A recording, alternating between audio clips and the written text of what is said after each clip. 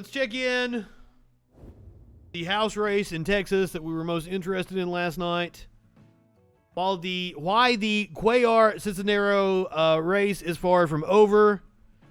As Republicans look to build on Donald Trump's gains among Latino voters, they're pouring more resources into South Texas than ever before.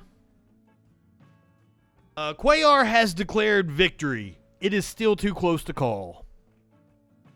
The third face-off between Representative Henry Cuellar and Jessica Cisneros, and it remains undecided.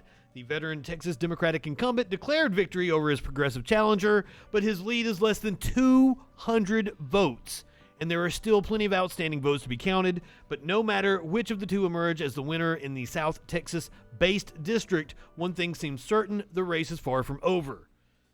Republicans look to build on Donald Trump's gains among Latino voters in 2020. They're primed to devote more time and resources to winning the majority Latino 28th district than ever before. It's one of 3 border region House seats that the GOP can potentially flip, all of them offering enhanced political and symbolic value because the Republican nominees are Hispanic women. Sounds like the right choice is Cisneros then. Any one of them would be the first Hispanic woman and first Republican to hold a congressional seat in South Texas. So still less than half of a percentage point. South Texas is the battleground region of Texas. It will be competitive for sure. Democrats are going to have to work to win, according to Ed Espinoza, executive director of liberal group Progress Texas. The campaign won't end on May 24th. It's just the end of a chapter, but it's not the end of the story. Clearly the campaign is going to end on the 24th. Still going to be maybe a couple more days before we know the outcome.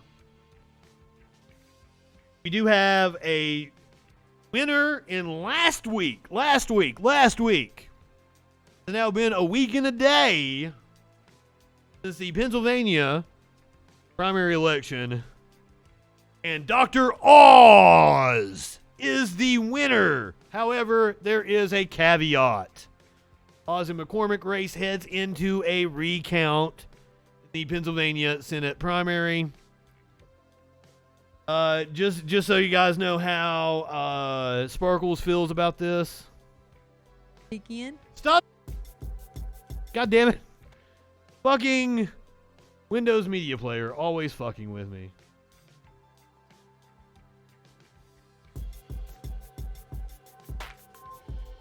Oh, this is wrong clip here, wrong clip.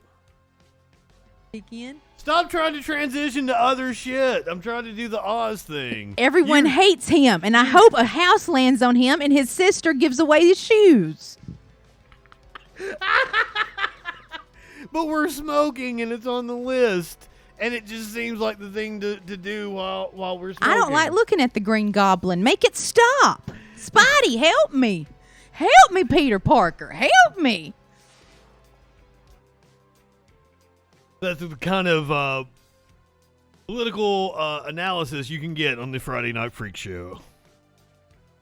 And if you're wondering why I was so adamant about talking about it, it was Dr. Oz coming out against marijuana. Pennsylvania's top election official said on Wednesday that the margin between the top 2 candidates in last week's Republican primary for the U.S. Senate is tight enough to trigger a statewide recount, dragging the outcome into June as the candidates fight in court. The state's acting Secretary of State, Leah Chapman, said the difference in vote totals for the top 2 finishers, celebrity heart surgeon Dr. Mehmet Oz and former hedge fund CEO David McCormick, fall within the margin in state law for a mandatory recount. Oz, who was endorsed by former President Donald Trump, led McCormick by 902 votes, or 0.07 percentage points, out of the 1,343,643 ballots reported by the state as of Wednesday. One question for McCormick's campaign is whether there are enough outstanding ballots for him to make up the difference with Oz. The Department of State estimated that counties had about 10,000 provisional and absentee ballots remaining to count, but it did not know how many were cast by Republican voters. There are another 860 Republican mail-in ballots without handwritten dates on their envelopes that are the subject of court cases, department officials said.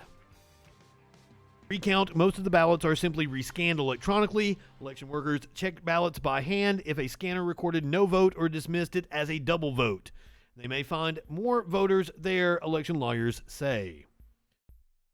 So there you go, Warlord. As of right now, you got your wish. Dr. Oz will be heading in to the general election to take on John Fetterman, who is a fantastic candidate and hopefully crushes Dr. Oz, the carpetbagger.